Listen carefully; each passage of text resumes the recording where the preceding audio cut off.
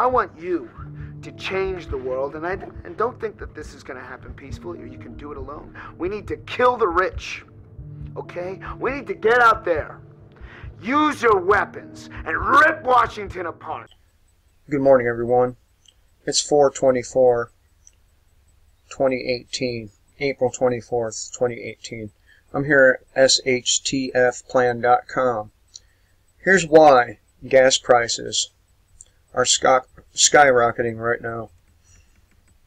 This comes from M.K. Matthews of the Organic Prepper.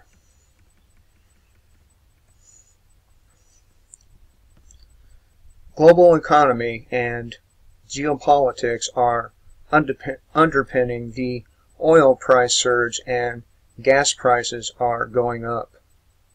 Who recalls the oil embargo of 1973? That was when the Arab-dominated Organization of Petroleum Exporting Countries announced they were cutting oil exports to the United States and other countries that provided military aid to Israel during the Yom Kippur War of October of 1973. In 6 months' time, gas prices had quadrupled. Prices remained higher even after the embargo ended. But that could never happen again, or could it? The current members of OPEC are made up of 12 countries: Algeria, Angola, Ecuador, Iran, Iraq, Kuwait, Libya, Nigeria, Qatar, Saudi Arabia, United Arab Emirates, and Venezuela. Let's look at some of the OPEC members and their current interactions with their friends, frenemies, foes, and other random players, and the resultant alliances.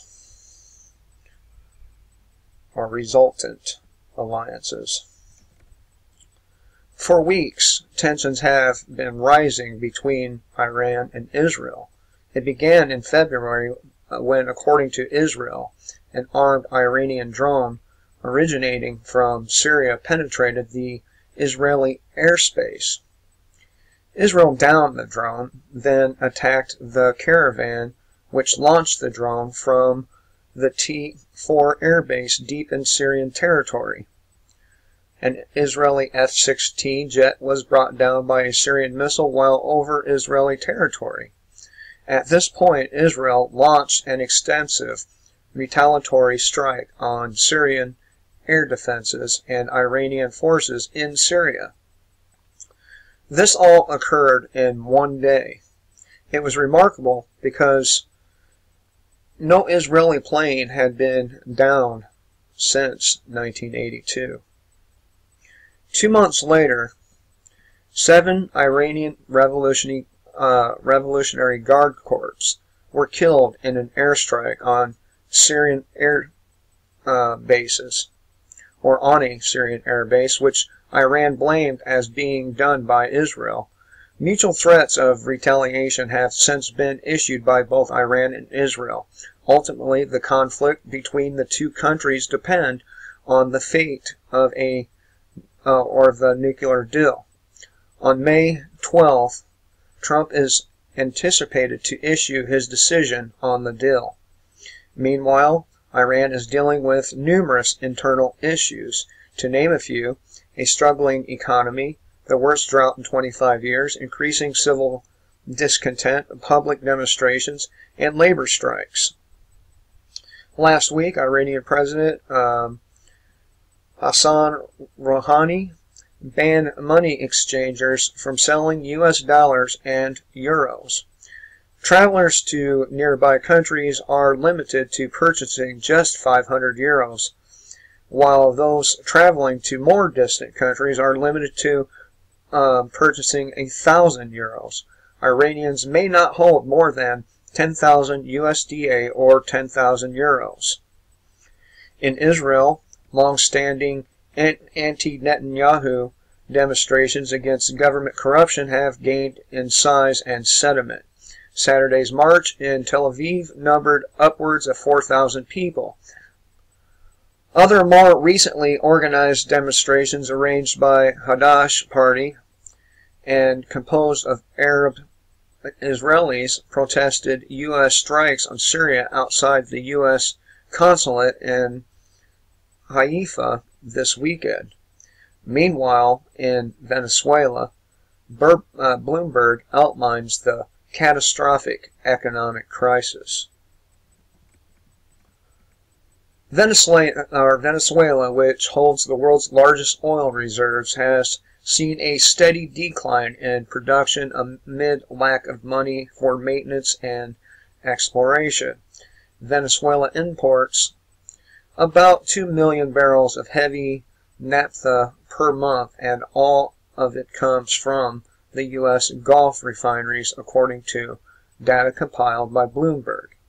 The U.S. is leaning toward imposing oil sector sanctions on Venezuela before the country holds April 22nd elections that opposition's leaders have vowed to boycott, according to a senior State Department official.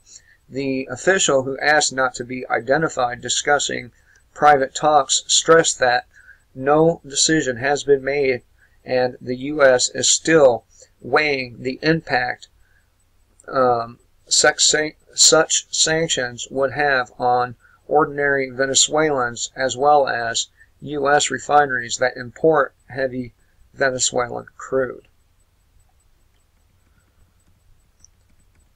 A fire on the Libyan oil pipeline has dramatically reduced their output. Libya suffered a major fire on its major export pipeline that was attributed to terrorist activities this past weekend, reducing their oil production from 300,000 barrels per day by at least 80,000 barrels per day.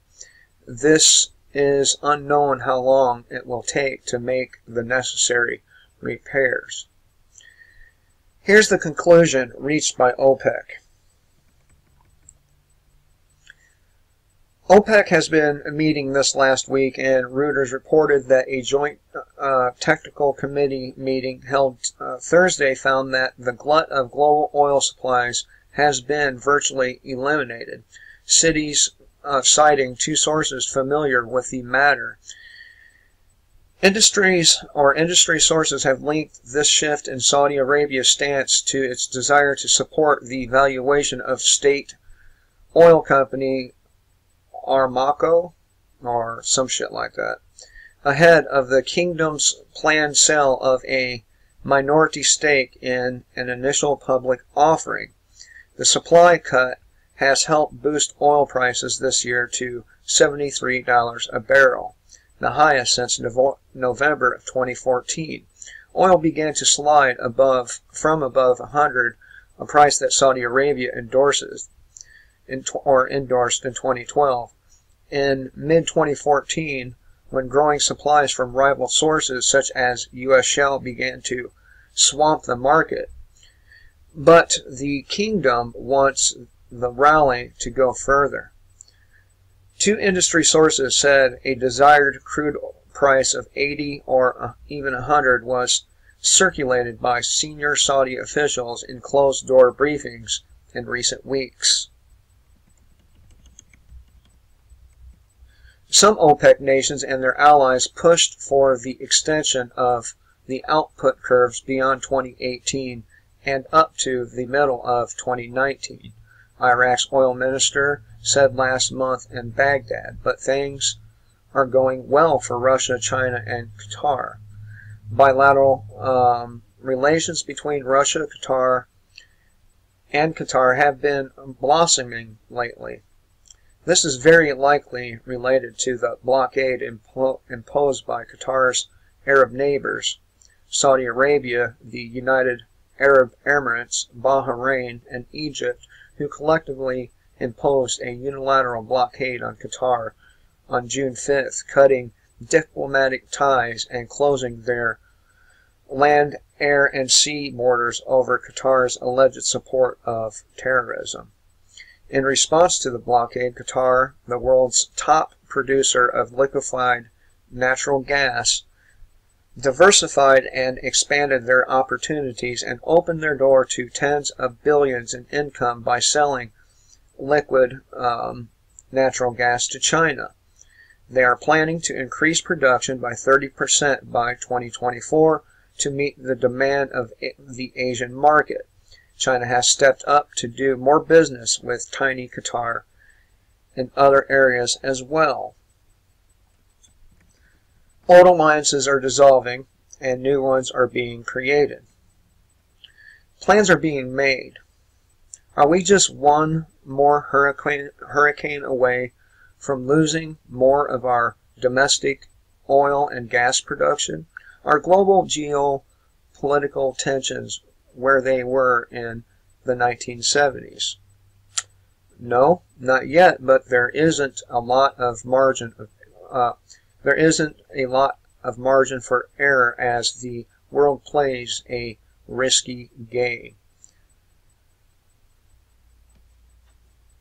Just in case you're wondering why you're spending shitloads of dollars to get to work or anywhere else, this is why. These motherfuckers love to play games with your life. Anyway, thought I'd share this with you. Remember, kill the state before the state kills you.